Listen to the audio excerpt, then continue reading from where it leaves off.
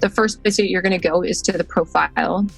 And this is where you're going to put in your basic information. We don't ask for a whole lot here, just the name. And you'll see a little map down here, and that map picks up your general location. And the reason why that is there and is important is because that automatically links to the weather and barometric pressure and moon phase, all the back-end things that are tracked automatically in BEHCA. This section with the customization section, particularly under behavior, you'll notice that there's 4 boxes: green, yellow, red, and blue. So that desired behavior box, as you'll notice, there are little trash cans to the right side. And then at the very bottom, it says add new. You can delete any that you want to delete and then add anything else here. This is where you're going to be really specific with your objectives. Break it down into steps. What do you want them to be doing? And make it generalized. Desired behavior is really something that is attainable within 6 months to a year. Then to the right of that is the yellow box with pre-crisis behavior. And what's really important about this box is, quite frankly, this box needs to be really full with a lot of observational pieces, because that is going to be our secret sauce in being able to know how and when to provide interventions to prevent the challenging behavior, as well as increase the probability of the desired behavior. Because by the time we get to that red box, it's too late. There's no intervention to be done other than to keep people safe. And I think that's actually one of the biggest areas when we're talking about behavior and creating interventions for behavior. A lot of times there's a focus on the challenging behavior, and we kind of miss the pre-crisis because we don't talk about it enough. The intervention strategies in this blue box down here, again, all of these have the trash can and then the ability to add new ones. The most important thing is we have to constantly, within that first 30 days, be checking to see, have we collected enough information, and do we have solid enough observations to know what are the pre-warning signs? And are the interventions that we've invested in, are they actually effective and appropriate for what we're seeing? Moving into the environment portion, you'll see 3 boxes: general environment, schedule changes, and external influences. This entire section right here, it is meant to be very customized. And this is the section that I refer to as setting events. So these are events that happen throughout the day that as they build, that then leads to a warning sign. They're not to the challenging behavior yet, but they're starting to get there. Well, what we're beginning to understand is that that person is actually really sensitive to their environment and the things that are going on.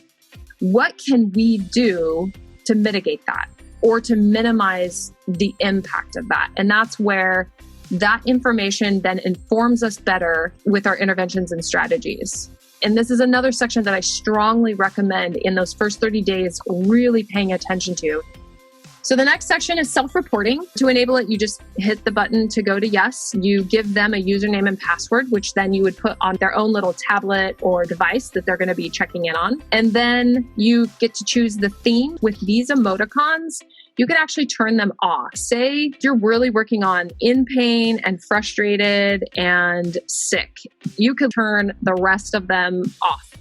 And then that's all that shows up. There's a tolerance scale that goes from green to red that they also can move up and down.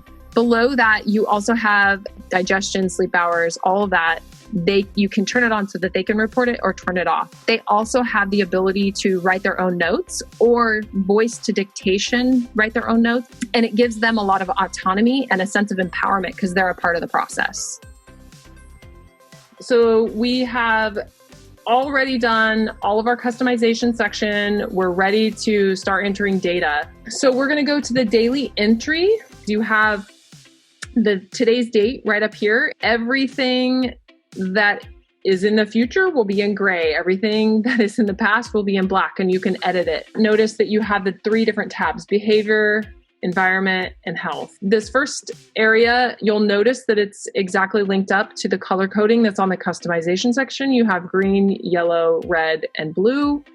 We're going to identify that Mr. Andrew is pulling on clothing, and he's been doing this for the last 10 minutes. I gave him some space, but I'm going to just go over and do some modeling of body awareness. So it shows, okay, I obviously noticed this at 3 o'clock. It's been 10 minutes. And then I'm going to go model. And then I notice that he starts excessively repeating questions. And this starts happening because I had approached him. And then this lasts for 20 minutes. During that 20 minutes, I offer a sensory break with 3 choices, and I provide a social story in relation to whatever the concern is. Here's the duration, and then you just add the plus button. If I want to write here notes or voice to dictation notes with this excessive repetition, each of these notes, what is nice is you see down here on the notes, it actually says it's directly linked to excessive repetitive questions. So it tells me this was going on for 20 minutes and this is what I was noticing during that time. So this will continue to inform us, or you can just write a general note as well about the entire incident or the day. In environments on the right side, this is where you have your temperature, where the moon is in its progression. You have the barometric pressure, and then also the dew point. So it tells you the humidity and so forth. Okay, so on the dashboard, on this very first part, you have date range. I can change the date range here to whatever I want to look at. I can look at 1 month, I can look at 1 year, and I can also export all the information here by just hitting this button or download it as a PDF. If we look at the dashboard itself, this first tab, we have the desired behavior pre-crisis, challenging behavior, and interventions. They're compared on the dashboard to see what is influencing what and how effective are we in supporting them. This new little ribbon here is also kind of correlating these analytics of what is up and what is down. So this gives a little bit more clear picture into how you can see this and create a narrative around it. I think what's really important to note here is that for somebody who isn't a data analyst, it's not important to get into the weeds. What's important is that you can kind of look at it and make some guesses. So whatever we see a lot of frequency of, we want to make sure that we're saying, okay, well, this might be something that they need support with. And then at the bottom of this, the analytic page, this tells you the analytics directly linked to the date range that we're looking at above. This becomes data-driven and data informative. I think it's really critical too, like the data is what allows you to prove your narrative. And so when you're sitting down at a meeting to talk with a case manager, to talk with a family, to talk with a school, now you have data that actually proves what you're talking about. Okay, and then finally, we have the incident report customization sections, and we fully recognize that these defaults may not be sufficient, and so we have the ability to customize the types of incidences as well. We also encourage, if the person has a safety plan or a risk assessment, this is uploaded, and we specifically linked it to the incident reporting so that those are easily accessible and shareable. Okay, so if I have an incident report that I want to make, I would tap on incident report, which is on the top. Once I'm on incident report, I'm going to go to the left and say create new. All this is based on speaking with the state, looking at things federally, and getting feedback. Because with incident reporting, when and if anything comes up for review, there can be a lot of trouble because there's underreporting that happens because the questions weren't asked appropriately. One of the biggest things that we wanted to make sure we were doing, we were asking for more information than less information. And as you can see, it asks for the time. So it would be the time of day that the incident happened, the date, and the duration. We would also put the location of the incident and then the type of incident. We would type in whatever that is.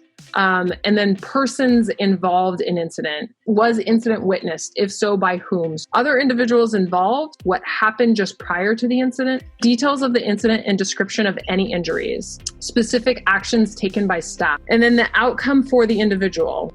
And this isn't on a lot of incident reports, but what could be done differently? Was anyone injured besides the person? And then, of course, the description of injuries. As you can see here, you can choose different colors. And we also included a little silhouette of a person so that you could draw where injuries are or where injury was caused. I could also upload photos. All of this entire report can be done with voice to dictation on the fly, which is also really nice that you don't have to wait until you're back to your computer. And then here is the signatures.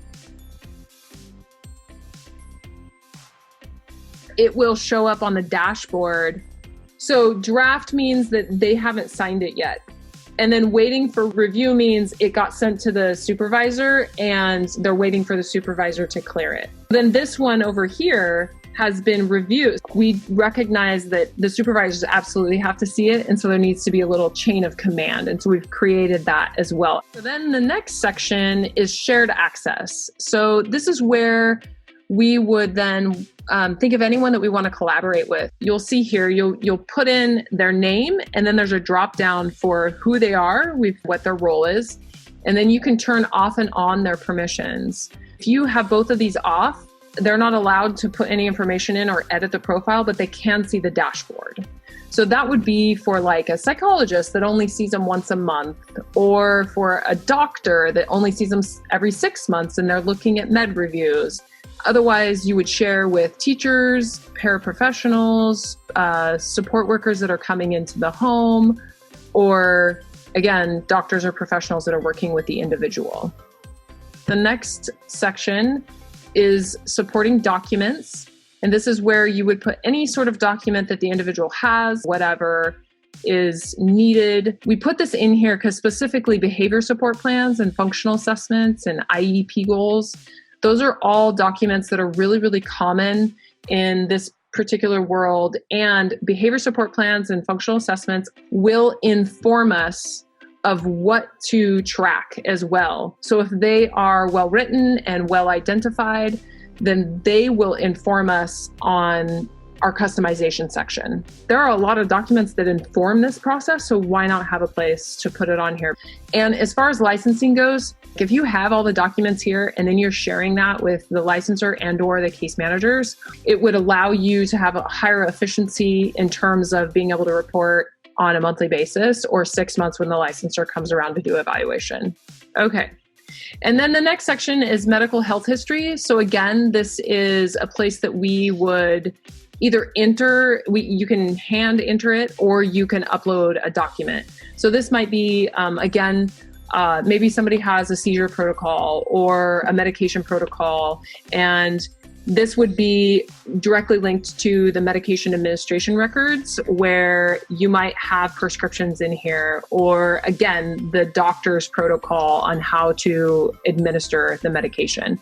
So that's where this would be. And this is, again, just uploading documents into it, or you can also manually enter in the information.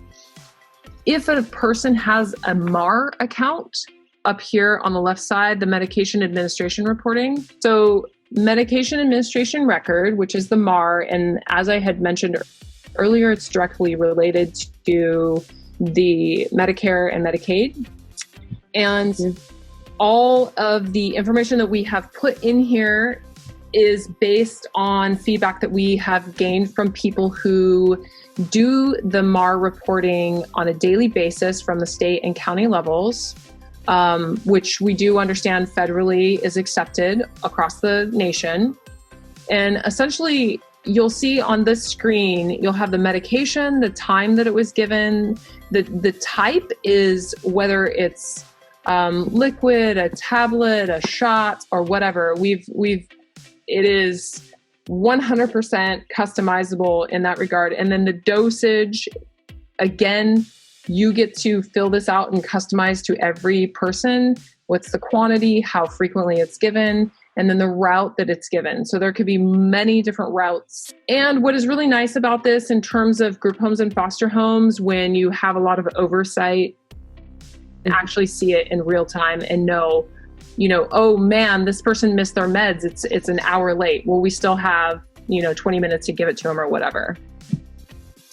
Okay, so then this next section on health, with this is where for medication, So again, this is with the medication administration records. I would say we have, we're going to give him this medication, and it's not a PRN, so I'm not going to do that. And we also know that he gets 2, and he gets them orally. So I gave him 2. I gave him tablets, 10 milligrams. And then I'm going to say given. And then what that does is it puts my signature with a timestamp on there. So if I need to change anything, or if I do anything differently, I would put it all here. And then obviously I would put a note with why it was different. And I would have to justify that with a doctor's prescription. You can also use the tab skipped or refused, because that does happen as well, and it has to be documented. So you have that here, and with the time in which you offered it. This would be the place where this downloading the PDF would actually be what you would do for the MAR entries and general notes for your progress notes. So these 2 pieces, you would download a PDF for reporting to the state or the counties that you work in. So if you print this entire thing, or you export this entire date range, so you can do it every month, this would be considered your progress notes. And then the MAR entries. Okay, so MAR reporting, this tells you who is putting the information in. It looks like there's only one person who's administering the medication every day at 10:30 a.m. When you're reporting this to the state, you would want to change your date range to 30-day increments, because I believe that the expectation is every 30 days. And then you would just do a download to PDF and print that out. There is the option of sharing the viewable access with your case manager. However, certain states do require the hard paper.